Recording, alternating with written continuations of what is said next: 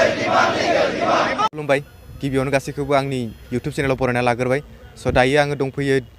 गुवाहाटीनि दिसपुरनि नैबे लास्ट गेटआव बेवहाय UBPOनि 3 घन्टा खुद्रिनानै जिरायनाय हाबाफारि लादों बेखौ नोंथांमोननो आङो दिनै नैबे भिडिअनि गेजेरजों नोंथांमोननो दिन्थिनो नाजागोन आरो दैदेनगिरि बिथांमोननिफ्राय माखासे खोथा बिथांमोननिफ्राय जों मिथिनो नाजागोन थ' नोंथांमोना भिडिअखौ नायलांबाय थाबानो जाबाय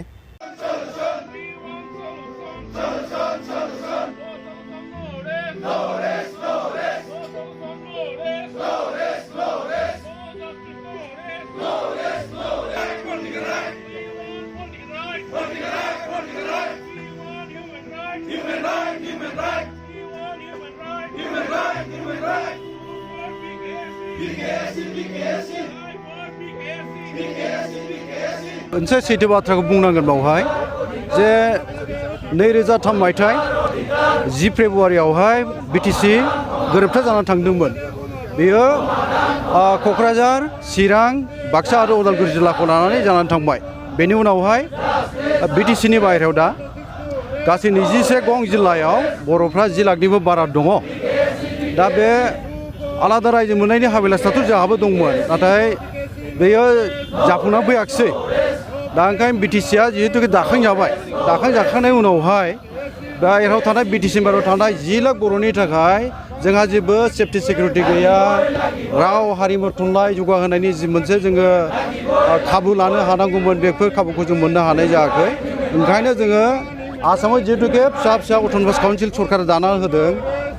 ओंखायनो जोंबो जोंनि सुबुं अनजिमाखौ बेस खालामनानै आरो जिहेतुके सेटेलाइट कनसेप्टआवनो अट'नमास काउन्सिलखौ दाना होनाय जायो ओंखायनो 21 गं जिल्लायाव बर'फ्राबो सेक्रेटारि हिसाबै दङ बे हिसाबै जोङो सेटेलाइट कनसेप्टआवनो बर' कालचार अट'नमास दाबिखौ 2015 मायथाइनिफ्राय जोङो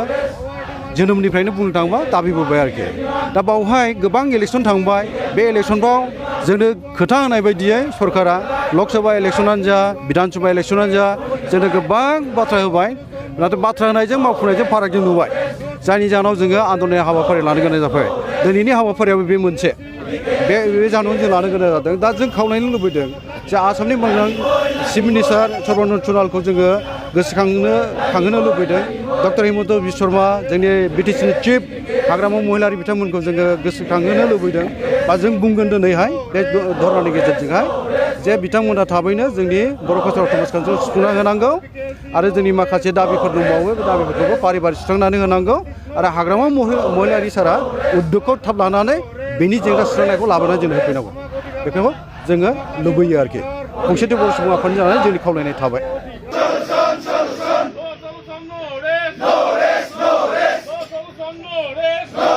बे दाबिया गोबाव समनि दाबि बेखौ जों समर्थन खालामो जों दल हिसाबै BPF हिसाबै जों समर्थन खालामो जे बे समस्याखौ समाधान जानायखौ जों लुबैयो आरो सरकारा थांनाय बिधान सभानि जि एसेम्बलि सिटिं जादोंमोन बे टाइमाव जा फाइनेन्स मिनिस्टारा बे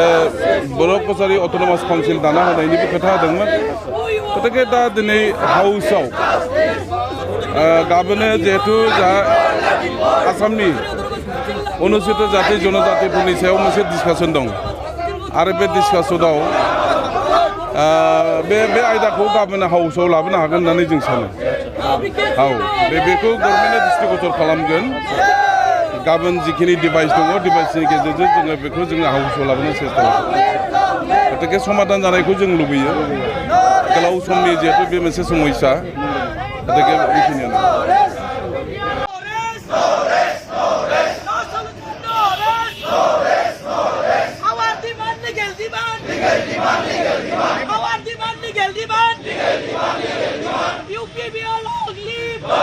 जोङो दिनैनि बे दिसपुर लास्ट गेटआव खुंनाय 3 घन्टानि जानाखि स्टुडेन्ट स्ट्राइक प्रग्रामनि गेजेरजों जों बेखौनो बुंफिनगोन बेखौनो दाबि खालामफिनगोन जों बेनि उनाव जुदि आसाम सरकारनिफ्राय भारत सरकारनिफ्राय मोनसे फर्मेल डिसकासननि थाखाय आनुষ্ঠাनिक मोनसे आल'सनानि थाखाय सावरायनो थाखाय बिथांमोना जुदि जोंनो बुंहराबा लाइजाम हराबा जोंनो थांनानै आसाम सरकारनाव चिफ मिनिस्टारखौ लोगो हमगोन डक्टर हिमन्त बिश्व शर्मा बिथांखौ लोगो हमगोन जोंनि BTCनि गाहाय मानगोनां हाग्रामा महिलारि सारमोनखौ जों लोगो हमगोन लोगो हमनानै जों बुंगोन जों बुंनो थांखि लादो जों आल्टिमेटाम मोनसे आल्टिमेटाम जोङो होगोन सरकारनो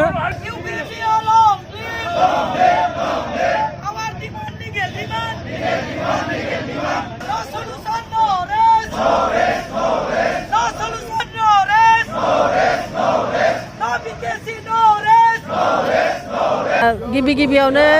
दुलाराय बर' आइजो अनसाय आफादनि जानानै आङो गासैनिसिमबो हामग्लायनाय बावहरबाय। दुलाराय बर' आइजो अनसाय आफादा 1986 मायथाइयाव जेब्ला दाजानाय जादोंमोन बे समनिफ्रायनो दुलाराय आसामाव जोंनि जिल्ला कमिटिफोर दङ। बे जिल्ला कमिटिफोरनि जाय जोंनि बर' सुबुंफोर बिथांमोननि थाखाय जों जेब्लायबो बिथांमोननि हेफाजाबखौ जों खालायबोयो। दुलाराय बर' आइजो अनसाय आफादनि आं आफादगिरि हिसाबै जिहेतु जोंनि बिटिसिनि बाहेराव 10 लाखनिबो बांसिन बर' सुबुंफोर दङ बिथांमोननि जाय दाबिनाय बर' कसारि अट'नमास काउन्सिल बेनि थाखाय जाय आन्दलननि कार्यसुचि लानाय जादों बेखौ जों हेफाजाब होनो फैदों जोंनि आफादनि जानानै आरो बिथांमोननि बे दाबिनाया जाफुंसारथों मानोना 2016 मायथाइयावनो बे मोनसे केबिनेट डिसिसन जाखादोंमोन नाथाय बे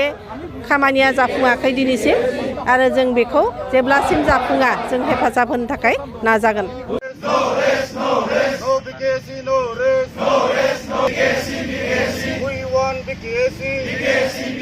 जोंनि 10 लाख बर' फिसाफोरा जेरावबो जोङो सरकारनिफ्राय बन्सित जालांनो गोनां जादों ओंखायनो जोंनि खौसेथि बर' सुबुं आफादा मालाबाबो जिरायना थाया जेब्लासिम जोङो बर' कसारि अट'नमास काउन्सिलखौ मोना अब्लासिम जोङो खौसेथि बर' सुबुं आफादा जिरायनानै थाया जोंनि खौसेथि बर' सुबुं आफादा जोङो सरकारखौ नारसिनबोबाय थादों दिल्लीयावबो थांदों दिल्लीनि बिजेपिनि नेशनेल जेनेरेल सेक्रेटारि बिथां राम माधव बिथांखौबो लोगो हमबोनानै जोङो बुंबोबाय माखासे मन्थ्रिखौबो जोङो लोगो हमनानै बुंबोबाय जोंनि समस्याखौ लानानै बिटिसिनि बाहेरायाव थानाय जिखिनि बर'फोर दङ बे बर'फोरनि थाखाय सेफटि एन्ड सिकिउरिटि प्लास जोंनि गासै डेभेलपखौ लानानै जोङो माखासे मेम'रेन्डाम होबोबाय खिन्थु दिनैसिम जोंहा जोंनि समस्याखौ जोङो समाधाननि लामायाव जों नुबोनो मोनाखै सरकारा जोंखौ फेल खालामबाय थादों सरकारा जोंखौ कमिटमेन्ट होबोबाय थायोल' दिनैसिम मावफुंना होनायाव बिसोरो गैया।